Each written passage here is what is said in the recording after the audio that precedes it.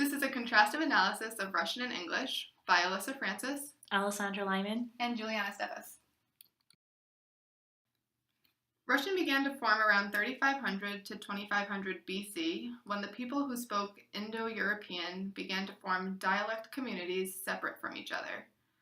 As the Indo-European tribes migrated to the west and east, the Slavic tribes separated and developed a language called Common Slavonic or Proto-Slavonic. Therefore, Russians belong to the Slavonic branch of the Indo-European family of languages. The Common Slavonic speakers were further separated into West, Eastern, and Southern groups. The Eastern Slavs found their home in present-day Ukraine. Although the date is unknown, sometime between the separation of Slavs, the Eastern Slavic or Old Russian language was further divided into three major dialect groups. Today these groups are known as Ukrainian, Belarusian, and Russian. As a result of the shared history between these countries, Russian most closely relates to Ukrainian and Belarusian. Other Slavic languages have overlapped as well, such as Polish, Czech, Slovak, Slovene, Serbian, Croatian, Bulgarian, and Macedonian. Early writing discoveries of Russian text were Old Russian and Old Church Slavonic, dating back to the 10th century. Some other languages found on these same artifacts included Finnish, Latin, and Greek. These items were found at Novgorod and contained early versions of the Cyrillic alphabet. Russian started to appear regularly during the reign of Peter the Great, between 1672 and 1725. Peter the Great introduced a revised alphabet and encouraged its use due to the close resemblance to the spoken language. The dialect of Moscow was used as the foundation of the written Russian language.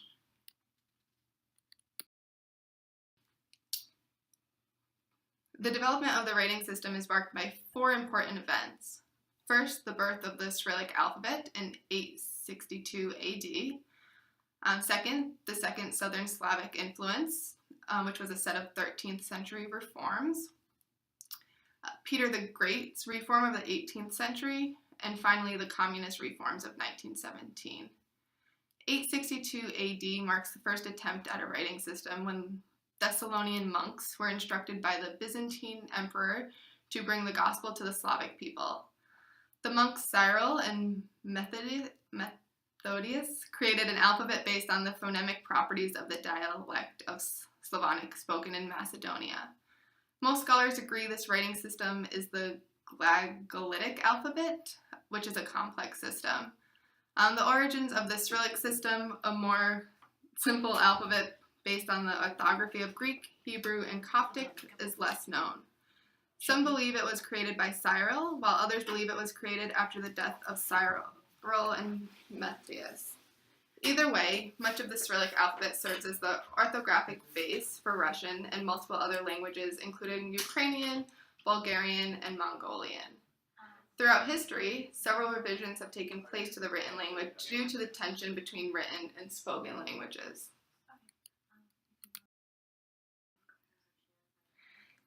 In terms of regional varieties, in 2001 it was reported that 148 million people in Russia speak Russian as their primary language. Reports also suggest that around 80 million people in the former Republic of the Soviet Union primarily speak Russian, and 40 million people in the now independent countries report Russian as their second language. Linguists divide dialects into three categories: Northern, Central, and Southern. The Russian that is most commonly referenced is the Moscow or Central dialect.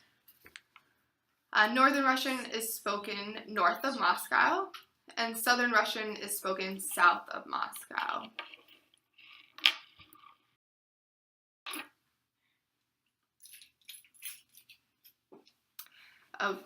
We do see a slight differences in the pronunciation of O's and A's.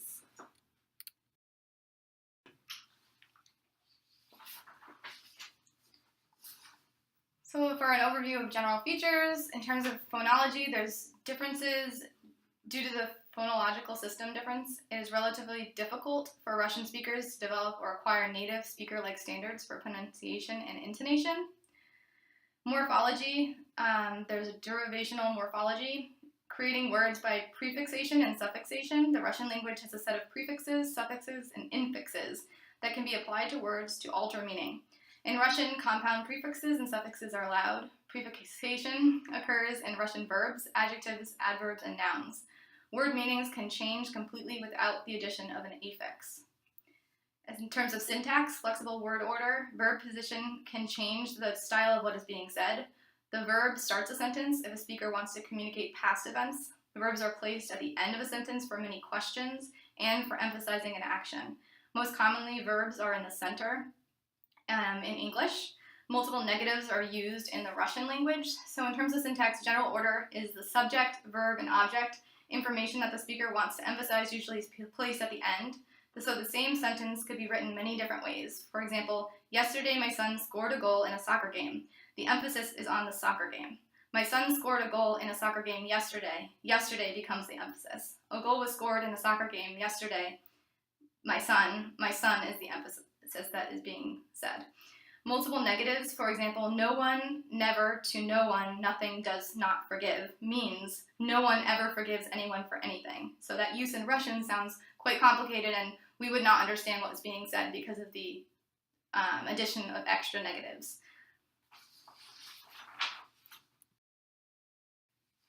More specifically to phonology, in Russian there's 5 vowel sounds with no differentiation between long and short, whereas in English there's 12 vowel sounds, 5 long, 7 short. There's an absence in Russian of diphthongs, and there's 8 diphthongs in English. In Russian, there's similar number of consonants and variable stress patterns. All nouns, one of 3 genders, can be predicted from spelling and from its pronunciation. So in Russian, they have genders assigned to these nouns, whereas all nouns are one of 3 genders and can be predicted from spelling and from pronunciation in English. And English has variable stress patterns as well, and they have similar number of consonants. In English, there's a lot of difference in the spelling and pronunciation of words, in part because of borrowed words and because English has changed and evolved, but some pieces of Old English, Middle English, and modern day English are combined to make it so that we use words at times that are borrowed from a different time, and the pronunciation changed, and spelling can be changed, but it's still pronounced the way that it was.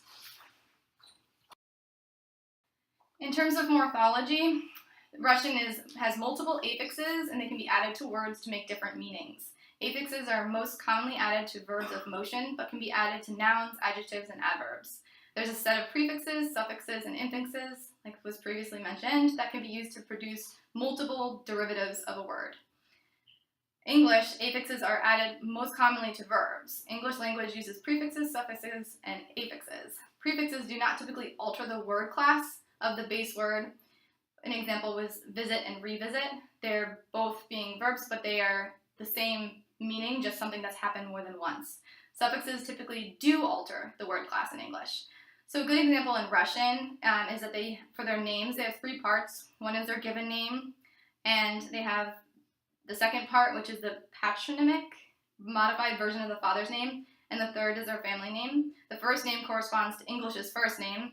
The patronymic is the father's name followed by a suffix. Ich, vish, vich, or ivich is males, and avna, evna, and ichna is female. Family name is the last name. Usually these are derivatives of ordinary words, primary names, and suffixes of family names, different for males and females. Males end in av, ev, in, and e. Females, avna, evna, ovna, ina, I, and e. The suffixes express belonging to. So you would say that someone is the wife of, and have the last name of the male to say that she belongs to that male. In English, prefix like visit and revisit, like I mentioned, do not change the meaning. Also, suffixes do not alter, like dark to darkness. The word is still dark, but it changes from a noun to an adjective.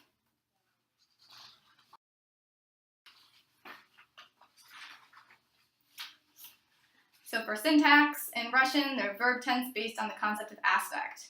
So aspect is the action on whether an action is completed or not by appending affixes to the verb stem, which contrasts between actions that are uncompleted, imperfect aspect, and those that have been completed, which is the perfect aspect. So cases like Russian and preposition English mark adverbial functions such as time, manner, and meaning of carrying out an action. So There's few auxiliary verbs in Russian. There's a lack of copula. There's no articles. Cases also mark adverbial function. Synthetic language, grammatical forms are created by affixes and inflectional endings. Complex system of nouns and adjective declinations and verb conjugation, but no fixed word order. So in Russian, you can say the same sentence multiple ways, and like previously mentioned, the way that you end the sentence is usually what the emphasis is on, but they can move the order, where in English it's not that way. There's 3 tenses, past, present, and future. In English, there's variable stress patterns, progressive and perfect tense forms, and avoid the need for affixation and inflection with extensive use of auxiliaries. There's a modal verb system that's more complex than Russian, and there's a very complex article system in English language. Prepositions are used to mark adverbial function, and it's an analytic language.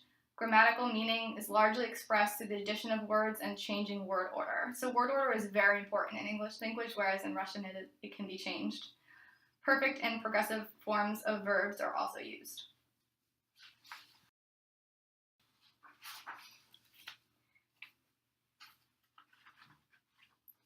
And lastly, in terms of the features of the language, semantics and pragmatics. In Russian, as mentioned before, there's 3 genders. There's masculine, feminine, and neutral. Word order is less important. The word order is used, again, as emphasis for direct points and to change what is the focus of the sentence. Verbs at the end of a sentence mean that it's a question. Cases are used to determine what a noun does in a sentence. And there's 6 cases which are denoted by suffixes. In English, we do not attach gender to nouns, and we cannot change the order of a sentence without changing the meaning of a sentence, the subject, predicate, etc. The word order change could make a sentence incomprehensible in English. So why is it important to know the distinctions between the Russian language and the English language as educators? Russian is the primary language in a couple of countries, including Russia, Belarus, Kyrgyzstan, and Kazakhstan. It's also the secondary language spoken in many other countries, many of which were part of the former Soviet Union, including Azerbaijan, Estonia, Georgia, Latvia, Lithuania, Moldova, Tajikistan, Turkmenistan, and Uzbekistan. It's also found in quite a few of the citizens of countries including Cyprus, Finland, Hungary, Mongolia, Poland, China, the US, and Israel. So Russian is the 8th most spoken language in the world, and it makes up about 2.3% of the world's population. There are approximately 166 million native Russian speakers and approximately 900,000 Russian speakers in the United States, out of a total population of 297 million. And Russian has become the 2nd most used language online, making up 5.9% of all websites.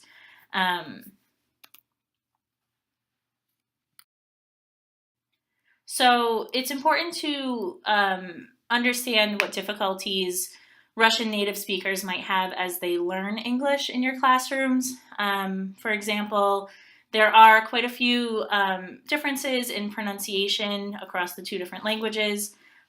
Native Russian speakers typically have difficulty with pronunciation and intonation in English. The differences in the phonological systems make it difficult for Russian native speakers to speak English like they were a native English speaker. So even if the native Russian speaker has been in America for most of their life and they've been speaking English for many years, it's difficult for them to adopt that typical English intonation. And that's why no matter how proficient they are in the English language, it's typically pretty easy to pick up a Russian native speaker, while other speakers of other languages may be more camouflaged in their proficiency of English. Aside from the intonation, there are also several consonant sounds that do not occur in the Russian language that are common in English. The first of which would be the TH sound. So if you think about the way that Russian native speakers would pronounce words that begin with the TH sound, thought would be pronounced more like sought, and think more like sink. That TH just doesn't occur in the Russian language, so it would be sort of like how I, as a native English speaker, can't roll my R's. It's just not a sound that occurs in the language, so it's not something that I am familiar with. It would be the same sort of thing for a Russian native speaker with the TH sound. There's also the W sound. W is also often pronounced as a V. So water would be pronounced as vater. And then Russian speakers typically leave the NG off of words. So words ending in ing, they typically drop the G. So it would be like drive-in or eat-in, instead of pronouncing it as driving, eating. Russian speakers also have trouble differentiating between vowel sounds and words. So if you asked a student to pick the vowel sound in sat or set, they might have trouble differentiating that short A sound versus that short E sound. Or you have sit and seat. They would have a little bit of trouble differentiating between that short I and long E. Further, Russian speakers would have trouble in the fact that there are so many non-phonetic words in English. The Russian language is phonetic. Words are spelled the way that they would be pronounced, or are pronounced the way that they're spelled. So this might cause some trouble for English learners whose native language is Russian, especially with like you have silent letters or letters that sound different combined with other letters. That doesn't occur as much or at all in Russian.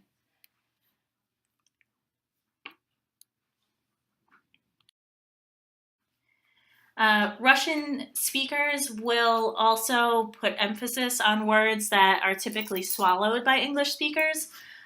So if you look at the sentence, he has two brothers, when an English speaker says that sentence, there's not so much emphasis on the word has, whereas a Russian native speaker might put more emphasis on that word.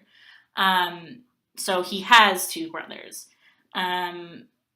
Also, the differences in intonation would cause a Russian speaker to sound as if a question is a statement.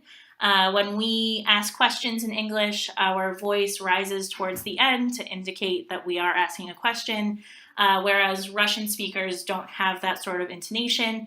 It's kind of just flat all around. So if they're asking a question, but it's coming off as flat, it might sound almost abrasive in that they're saying a question as a statement, and that's how it's perceived when you hear that in English. Russian speakers also often omit auxiliary verbs in both questions and negative statements. So auxiliary verbs are kind of like the helping verbs that go with the action verbs. So in the following examples, we have how he do that instead of how did he do that? And then I know have one instead of I do not have one.